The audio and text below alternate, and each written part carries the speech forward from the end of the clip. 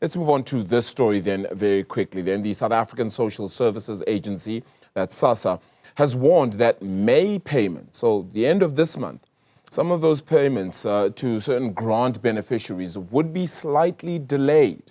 This is due to an identity verification process done by the agency. Let's get an update then on those delays now from SASSA spokesperson Paseka Letsatsi. Paseka, thank you so much for the time. Very good to actually hear from you as well then. Won't you just give us an update with regards to these delays? How long exactly is this delay for? Good afternoon, Arabil, and thanks for having me.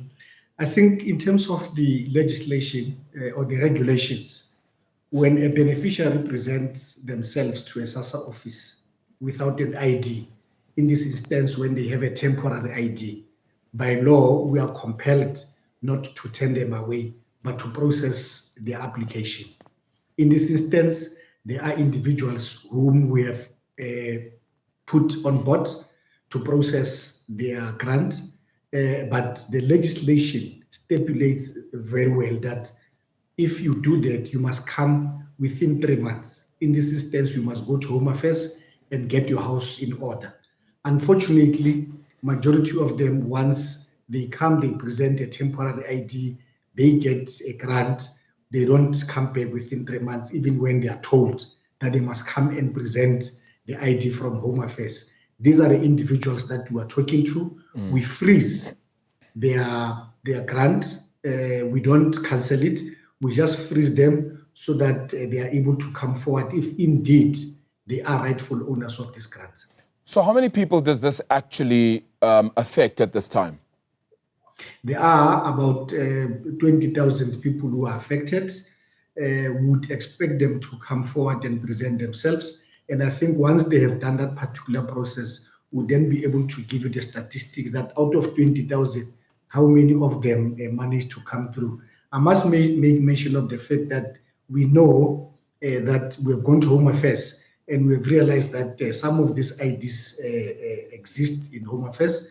We wonder why these people don't want to come and present themselves to SASSA. We don't want to cast aspersions. We don't want to make statements and say we suspect that these are fraudulent IDs, but we are simply saying, please present yourself if you are authentic.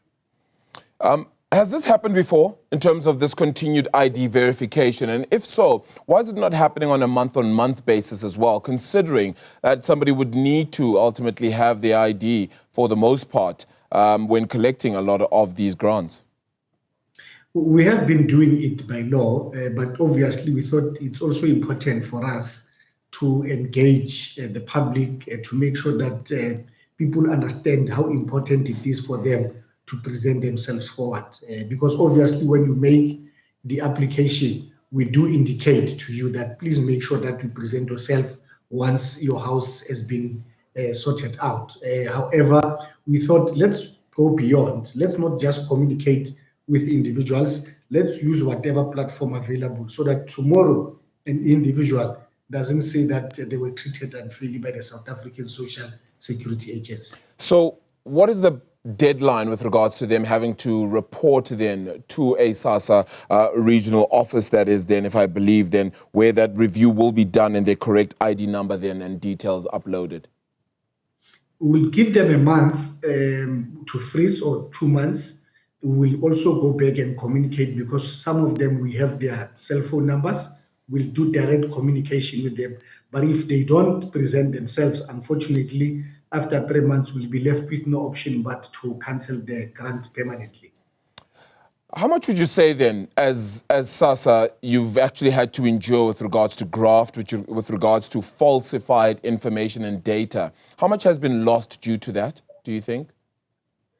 Look, let me not thumbsuck the numbers, but I can tell you that it goes to millions of rands, which we lose through fraud, people stealing identity of other people to make an application. When you go there as the rightful owner, after a particular time you try to go and make an application, you are told that unfortunately someone has has been getting the grant on your behalf. And what about SASSA officials themselves being a part of some of this? I mean, just in your statement alone, you're looking at about 11 SASSA officials currently facing over 1,000 charges in court. And I believe that's for fraud worth more than 260 million rand, of course. Then how many of those situations is SASSA currently facing on top of this one? There's someone who was sentenced yesterday in the Eastern Cape who has been defrauding the organization. It's widespread, but like I'm saying, there was one person in the Eastern Cape. There is, of course, 11 that we all know have been appearing at the Lenasia Magistrate Court. Others were actually apprehended in Mpumalanga, but where we find this, we act decisively. But obviously, it's not all out of 4,000 officials of SASSA who were involved in this fraudulent activity. We do appreciate the staff members of SASSA that they are committed individuals who are there to make sure that they serve the public. Yeah, you've got, I mean, further security measures which ultimately need to be put in place. You've got the new cards ultimately which go to a lot of the grant recipients as well. Plus you're doing this verification as well.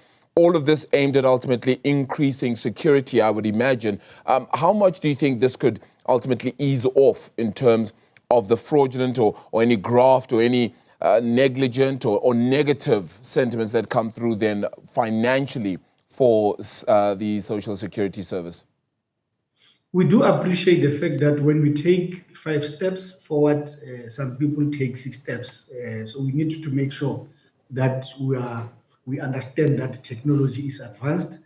We need to make sure that we put in place measures to make sure that we keep fraudulent activities from taking place.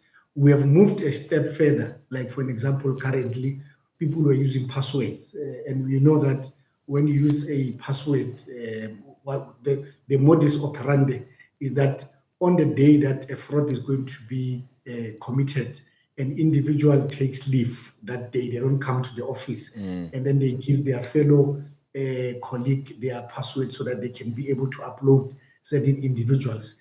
And when we catch them and we see that their password was used, an individual will say, I was not in the office on the day in question.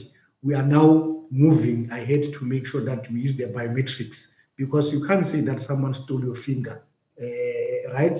Your finger, you left with it. So you would need to explain to us why your finger was used to open the systems of SASSA. So we are trying everything possible to make sure that we educate our staff so that they are also understanding and educate the members of the public, but they are also alert so that they understand the consequences of their action. So, Paseka, just to confirm then as well, this will not, the delays that is, does not affect all those that have been using their 13-digit identity document then to receive SASSA grants. This will affect all those that haven't been using that, plus minus 20,000 South Africans.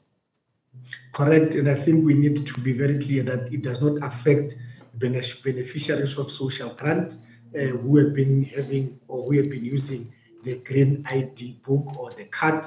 It only affects those who are using the temporary ID.